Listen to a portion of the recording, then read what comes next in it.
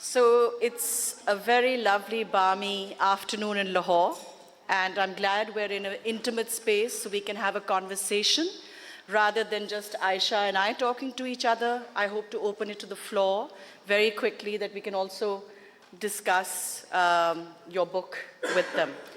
Aisha and I go back a long way. She was the first political officer in London several years ago, about 10 years ago, about Aisha? 10 years. About 10 years ago. And we met there, and I was working for GeoTV at that point, and we worked together on a project called the 60 Years of Pakistan, and we did a festival in Trafalgar Square. Right. So usually a lot of people meet for the first time when they are introducing an author, but we go back a long way. We've done a lot of work together. She is currently the Consul General for Pakistan in Houston, and in that so-called sleepy backwater, has made a lot of made it a very exciting place for Pakistanis to be. There's a very strong Pakistani population in Houston of about 200,000 people, Aisha? Roughly 200,000. Yeah. Please do take a seat so that we can continue. So she is a career diplomat, and I hope to see her career grow and grow. But now we're talking about her book, which is called The Musings of a Nomad, and reflects on her life and her career. So Aisha, I believe you started writing this book primarily as a way to initiate a conversation with yourself and to find routes to resolving your life questions, which is a very tall order. Did you find some answers? Before I respond to you, Fifi, I just want to thank LLF for giving me this platform and for being here for this opportunity. I'm absolutely delighted. And I also want to thank each one of you who have taken the time to be here and to listen to us. It is an absolute delight to have Fifi as a longtime friend to have this conversation on Musings. So with that, I want to respond to your question. Musings of a Nomad started as a journey of self-discovery a few years ago. Yes, it was a search for some answers within to certain challenges externally. And I, for one, very strongly believe that the answers more often lie within us rather than in our external environment. So I had to turn inwards to find some answers, yes. But did you find the answers? To some, yes. To some questions, to some questions. Then how does a book that you write primarily for yourself, how does that resonate with others? If it's such, otherwise it's a lonely kind of situation where you're talking to yourself. But how does it become relevant to this audience? So Musings of a Nomad is essentially a collection of essays on a very wide range of themes that each one of us, in the silent space of our heart and mind, think about every day. And we may not go and publish a book about it. But to your question, it resonates. So if I talk about solitude and how to deal with a sense of crippling loneliness abroad, I think that is something that resonates with a lot of people who may even be surrounded by friends, but have a sense of being isolated. So yeah. I believe these are universal themes. I think people can be lonely even in their own space. Even if where you've grown up, where you live, you can still, and you distinguish between solitude and loneliness in your book. I do. Yeah. Yes. For me personally, there are two different ways of dealing with being by yourself. So solitude is welcoming and loneliness not so much. I think solitude is deliberate and loneliness is enforced. So solitude is what I choose, loneliness is what I have to face. So as a diplomat, you are constantly voyaging, yes. Right? And this means that you often uproot the family unit. Now, we know that for a lot of male diplomats, you talk to their children and it's like, it becomes a way of life. And you talk to a lot of sort of wives and, they're used to going to different places and sometimes they give up their own careers in the process. But is it more difficult for essentially what is a female-headed family? To a very short answer, yes. Yeah. I think as a woman, you need to make these choices with a very careful eye and a deliberation because the diplomatic career is an unusual career. And it has an impact on literally every facet of your life and every relationship that you may have, whether it's your children or your spouse or your parents or siblings and friends. So this is not, and I say that. Okay, you're being very diplomatic, Aisha. This is not a career for the timid. No, and I know you're not timid, but you're being very, very diplomatic. Out with it. It's not been easy for you to pack your children's suitcases up, pack your ex-husband's suitcase up as well, or maybe get him to do it, hopefully, and sort of wander around the world, Yes. expecting him to, I mean, it should be fine, you know, it should be the same for men, it should be the same for women, but it's not, is it? No, it's not. It's a huge challenge. Yeah. And it is a strain that is brought upon the relationship. It is a strain. The children adapt because of the nature of the relationship. Husbands, not so much. Not spouses. And No. this is universal. Yeah. It's not germane to a Pakistani woman diplomat. Every woman diplomat across the world has actually similar problems. Yeah. So the children recover and you recover and move on, but maybe not everything. I have an anecdote on that. Yeah. I recently met a U.S. senator for one of our official meetings, and he is the child of a diplomatic couple, and he was born in Karachi. So after we had finished our official conversation, and I said, Senator Van Hollen, I'm very happy to meet you because you give me hope that my children will forgive me. You've clearly turned out very well in life. So he had a big laugh. He said, don't you worry, they'll turn out right too. Yeah, we hope, yes, yes. But I'm sure, I've met them, so I'm sure they will. So actually, I have a diplomat in my family as well. My brother, Abdullah Hussain Haroon, was a permanent Pakistani representative to the United Nations for about 5-6 years, so not so permanent, I guess. But he was in Hard Talk, and a BBC journalist, Stephen Sacker, who presents the program, said to him, you know, he was asking him about something that had happened in Pakistan during the floods, where a minister was told that a minister had sort of taken the flood waters away from his own lands, or had been accused of that. And so, you know, he said, what will you do next? And so Hussain said, well, you know, it has to be investigated because I don't represent my government, I represent my people, which I think is not really how career diplomats think. But do you feel you represent your government or your people? Is there a dichotomy? No, to my mind, I don't make a distinction at all. No, okay. Yes, we are sent by the president of the country as his representative to whatever assignment that we are sent to. But we also represent 210 million Pakistanis. So for us, and this is something that I have tried, and I'm sure many of my colleagues have also kept that in mind, to be mindful of the services and the rights of the citizens of Pakistan in our jurisdiction. So just to give you a very short example, last year there was a very tragic incident. There was a young Pakistani girl, an exchange student, 17 years old, who was killed in a high school shooting. Sabika, I think, and there was a high school shooting in Houston. No, just outside Houston. Just outside Houston. And she was on a 10-month exchange program by the US Embassy in Islamabad. And it was unfortunate because here was a young 17-year-old girl from Karachi who went for 10 months to the United States, thinking it's probably the safest place, and she had big dreams, naturally. And to have such a young life cut down so suddenly. So there was a huge outpouring of grief. Nobody in the community really knew her, but they had that sense of being connected to this tragedy.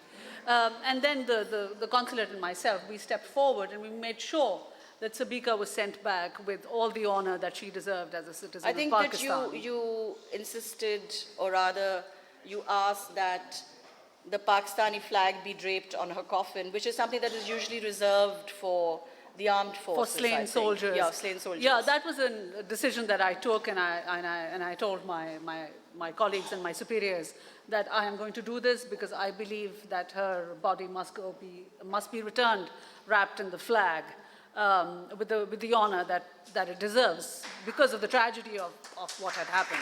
Very, very sad occasion. And of course, you know, you do represent the Pakistan government and the Pakistan people. So sometimes you're put in a position, I think, where you have to provide consular services as well as support to Pakistani citizens in difficult situations. Oh, yes. And I think that that happened in the case of Afia Siddiqui, who's been incarcerated in the US for a certain amount of time as well. Yes, so Afia Siddiqui is in a prison near Dallas, and she's been there since 2010. And that falls in my area of responsibility, and I have already met her 4 times in the last 2 years. Yeah. I think her rights as a citizen of Pakistan, over and above whatever she may be accused of and serving time for, I make a very clear distinction between the two. And I do not let that prejudice her rights and my assistance to her whenever she has asked for to be provided to her. Again, that is something that nobody should take away from her. So it's very, very important, part of your role is to support Pakistani citizens wherever you might be posted. Absolutely, absolutely. Yeah. So when I read this book, I was expecting a more anecdotal kind of book, you know, with all these little stories that you're telling us now. But it seems rather more prescriptive. You know, you talk about relationships and solitude, and you talk about, you know, home and all these kind of things.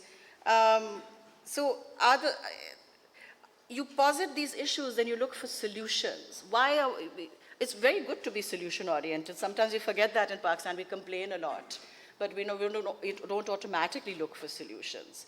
But you're very solution-oriented, aren't you? Well, in your book. Well, you see, because it was a quest for finding answers to certain problems. My search was for a solution and how to either get around it or to fix it. So necessarily, because this is a dialogue between myself and I, so the I was trying to find a solution for me. And therefore, what you call a prescriptive nature of the conversation. I know, I felt like I was sitting through a therapy session as well sometimes. Well, I hope you came away feeling better. I felt reasonably sane afterwards, yeah. Good. So, as a diplomat, you are constantly put in the position of defending Pakistan. You're explaining Pakistan, you're representing Pakistan. In a chapter in the book, you vent about the exasperation this can sometimes cause and how your nation's crises often become your own.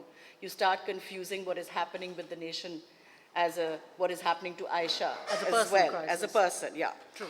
Can you talk a little bit about this overlap and perhaps just read to us, you know, there's that chapter called Home. Okay, sure. So,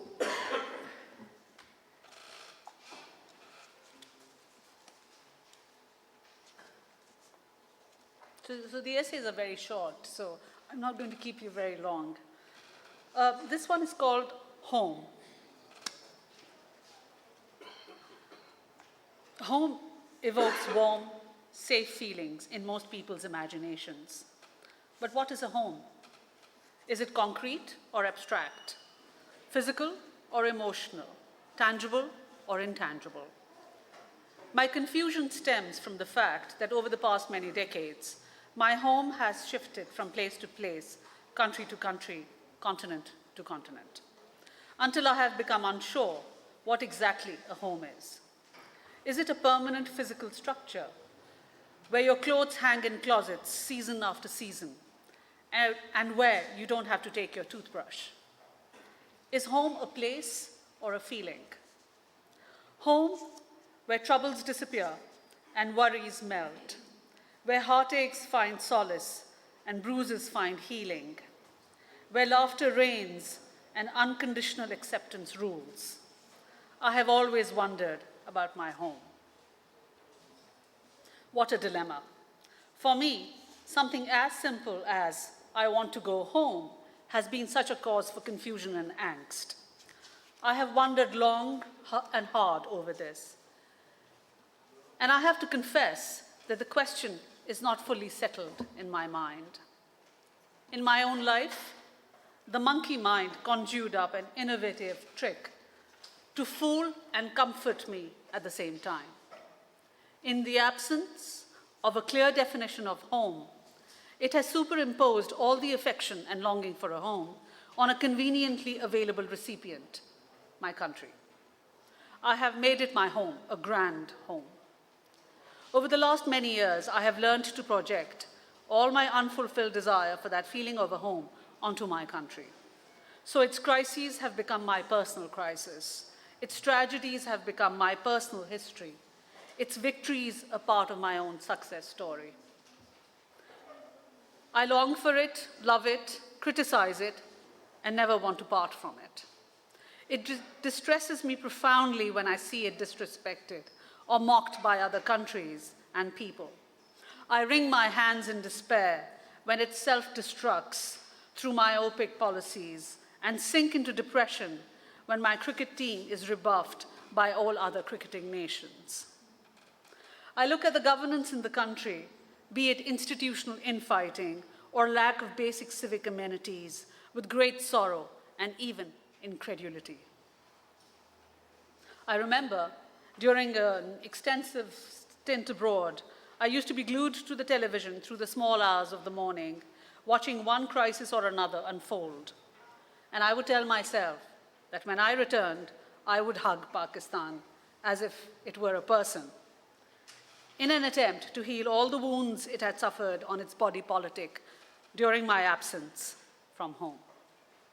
Let us just say that for me, Pakistan is a personal issue.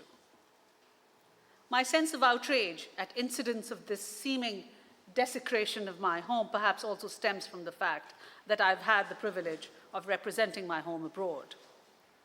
This privilege can be a challenge sometimes also, especially during tough times for Pakistan when our policies at home become fodder for critics abroad, and the criticism for Pakistan is enthusiastically pursued by foreign detractors, almost like a flavor of the month. In all these years and in all my challenges in life, this was always one of the most painful experiences, to distinguish between failure in negotiations at work and a sense of personal failure. Many a time I've had to remind myself that while Pakistan serves as a surrogate home for me, to many others, both compatriots and foreigners, it is just an abstract notion, a state, a country, an idea. Thank you.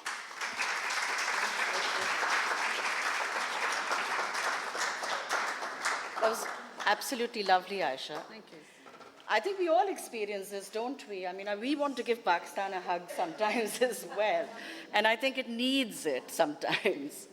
So now most of the chapters that you do are barely 2 pages. And yet there is one which is a glorious 4 pages, and that is the quest for a perfect relationship. And we all know that it's very difficult to find that perfect relationship. And I believe your 2 teenage daughters have read the book rather diligently. Do you feel that this quest for a perfect relationship, that they or you or indeed others like us can learn a thing or two from what you've written there? You're blushing, Aisha. So in this particular essay, which you say is a glorious 4-page, Yes, I have described the quest for perfect relationship as the holy grail of the human existence. So considering that it is a holy grail, it definitely merits 4 pages. Aisha, don't hide behind words now. I mean, what is a perfect relationship? I don't think anybody can have a perfect answer to that. But yes, it's, as always, I have put out my own thoughts on what constitutes a perfect relationship and how difficult it is to achieve that perfect chemical, physical, intellectual combination. Yeah. And I have 2 teenage daughters, and I hope that when they read it and they are in a position to understand, they at least get the ingredients right when their time comes. Yeah, the recipe is important. So, in your final chapter, and this is the last question before we open it to the public, you talk about strangers becoming neighbors and how you have found common ground with people from different countries and origins and nations in your travels, right? How does this continue when you serve as a diplomat in a country where a president focused a large part of his winning campaign on building a wall that separates people? So what I'm really saying is, how frustrating has it been to be a consul general from Pakistan in Trump's America? Most of these essays, and I want to give a little context, have been written during my time in Turkey and some during my time in Houston.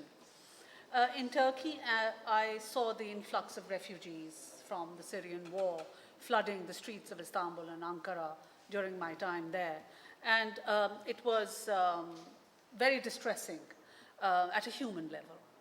And I see the entire conversation about building the wall.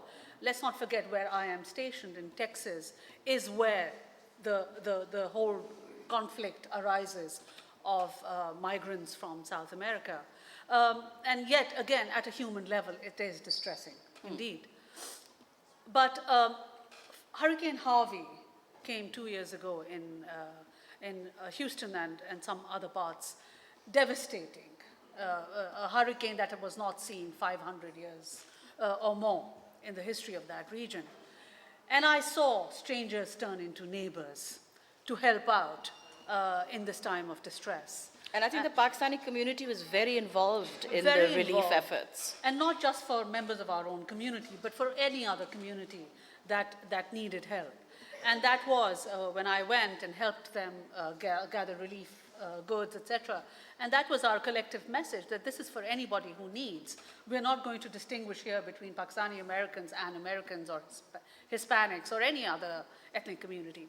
And I think that is what, this is my belief really, that as a diplomat, it is my job to build relationships, to be that bridge where people, cultures, and countries come together and find a safe space to talk, and to talk differences out rather than fight differences out. And in putting these essays out in the public domain, some of them quite personal reflections, this is what I'm trying to do. I'm trying to bring my thoughts out in the public sphere so that people resonate with some of the themes that are discussed there, and find that there's far more in common between the entire human family than the differences that many of us keep talking about. And I think in a world extremely polarized along racial, religious, cultural lines, it is our individual duty to make sure that we keep talking about our shared humanity than our collective differences. So building bridges, not walls. Absolutely. Thank you so much, Aisha, for this wonderful thing. We have about 5 or 6 minutes for any brief questions that anybody might want to ask, or any comments that you'd like to make? Yes, no, maybe? I think you got away very easily with the Trump answer. You know, I'm sure it must be very difficult on some days to wake up to President Trump's various faux pas. It's an unfolding story. It's an unfolding story. Yes, and it has polarized America like never before. Yeah. They say the only other period in history when America is this polarized was during the Civil War. There's genuine concern in that country as to where that country is heading. Yeah. Well, I know you say that home is not a place, but Lahore has really welcomed you today and listened to you with great attention. So I think a round of applause for our audience as well. It's been wonderful. Thank you, Aisha, for coming all the way from Houston and meeting in our honored. common home in Pakistan. I'm honored to be here. Yeah. Thank you so much. And we have our next panelists ready and waiting, so we're going to yield the floor to them. Thank you so much.